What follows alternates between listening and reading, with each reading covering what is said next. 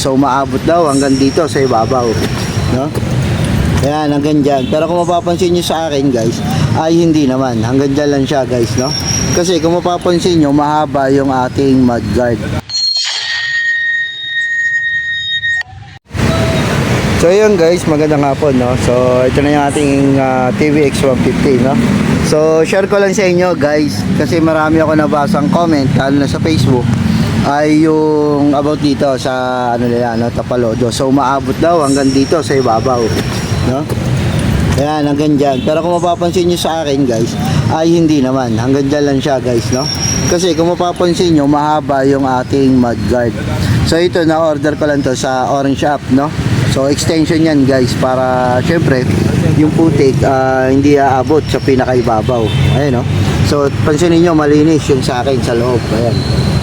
So hindi siya umaabot dyan. Kaya yung ECU natin dito banda sa gilid ay safety, no? So hindi siya mababasa ng ulan. Hindi na hanggang dito lang siya. So pero meron dito kalimitan, mapapansin nyo yung dito guys. Ayun yung pinakadulo, kita ba?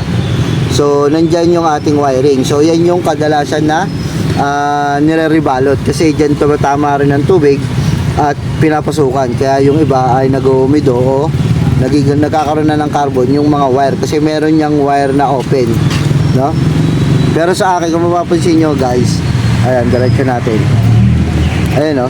So pagka malakas ang ulan, hanggang dito lang siya, no? Hanggang dito lang. So hindi siya umaabot dun sa pinaka-wiring. So yan guys, tips ko lang sa inyo guys, bumili na rin kayo ng ganito, no? Bumili na rin kayo ng ganito para safety na rin yung inyong ECU. At yung wiring nyo pa dito sa ilalim ay hindi kasinong mababasa, no? Lalo na tag-ulan na ngayon. So murang-mura lang to sa Orange App. Ilalagay ko lang sa comment section sa products, no? Para i-click nyo na lang at magdadirect kayo doon. So pang ano to guys, pang Aerox B2. So meron yan 3 tornilyo yan. Meron dito, tsaka sa kabila, no? So ang gagawin nyo lang guys, ito kasing Tapalodo natin ay walang ano yan, walang butas, walang ganito.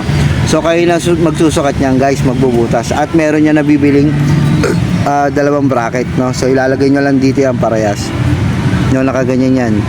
So para mas matibay, di ba? So ayan guys, ito pala yung ating extension na mudguard, no? Pang Aerox B2.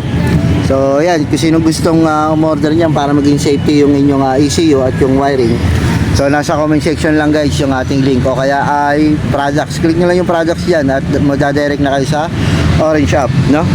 So ayan guys, sa mga TVX user dyan, so kung nagustuhan mo itong video na to guys, huwag kalimutan mag-like, comment, and share na rin ang ating videos guys. So ayan, so ride safe.